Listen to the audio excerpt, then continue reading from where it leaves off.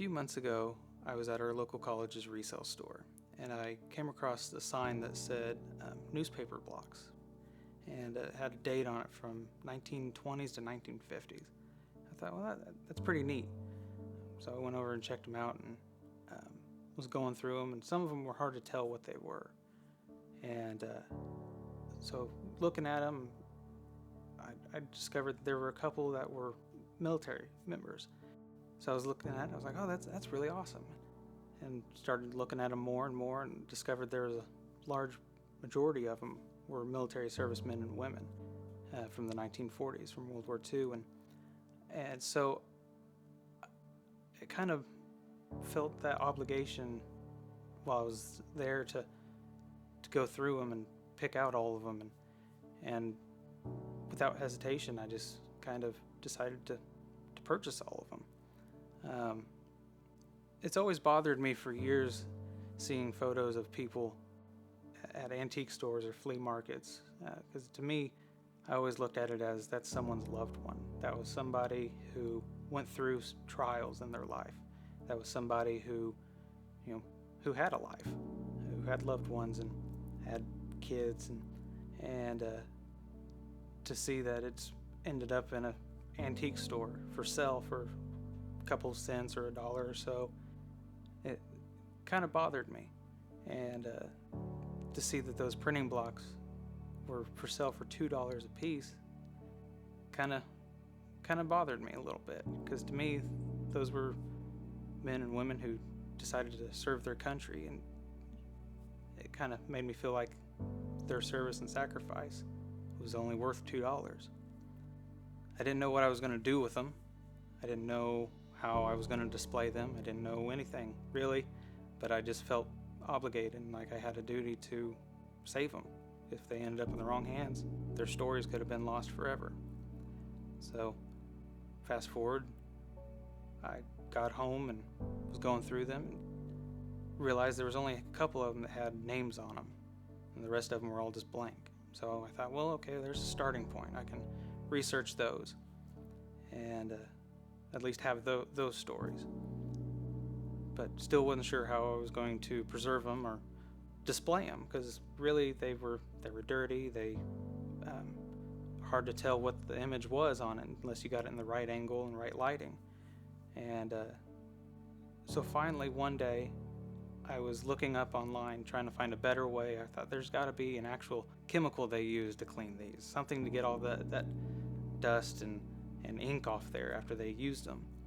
And I came across a video from the 1940s of when they actually manufactured these blocks. And so I was watching it, and there was a short segment in that video of this guy. He was proofing the images, and he would take the plate that the image was on and he would dip it in chalk powder, and when you pulled it out you could see the image completely, and it was perfectly clear.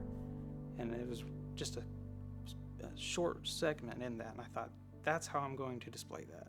I can cover these in chalk powder and you can see that image. So that's where I started to develop that portion of this plan. From there, I went ahead and purchased the chalk powder and was getting all that squared away. And once I started getting all this, it started to develop rapidly. And I came across the online archives from the place I purchased these, and they had thousands of photos. And I thought, well, okay, well, if they have photos, I wonder if they have the photos they used to make these blocks. And was digging and digging around, and I finally found the original photos of every person on those blocks.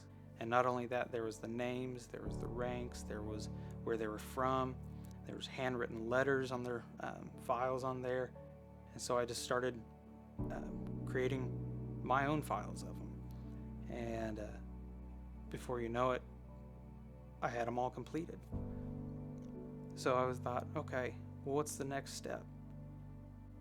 So I decided I need to research these individuals. I started researching them. Come to find out, there are online files on like Ancestry.com or Find a Grave where some of them have passed away. There was no record of their military service. There was no record of who they really were. And here I had handwritten letters from them. I had a photo of them. I had an actual article of them, a piece that was used to talk about them at some point in time in a newspaper. So that's when I decided to go ahead and start creating their files on those websites and really diving in and putting the pieces together so I could tell their story. And by the end of it, I thought, okay, well, what's next? And I decided if I was to ever part from these, or if I was to ever have these on display, how could people see these stories? How could people go and read their stories? So I decided to go and purchase a label maker. And on the backs of every printing block now, I came up with a format with their name, their service number, and has a QR code so you can scan it and it'll take you directly to their online profile that I had created or that was already there that I'd filled in the blanks with. And so now wherever these go in the future, it'll always be connected to that individual.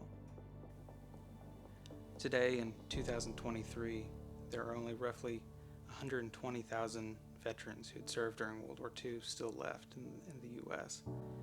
out of the 16 million Americans who served during World War II. On average, we have about 130 that pass away every single day. Their stories are passing away with them, and their legacies are fading away. To me, this is one way I can preserve their stories and keep their stories alive. This is a way I can keep history alive.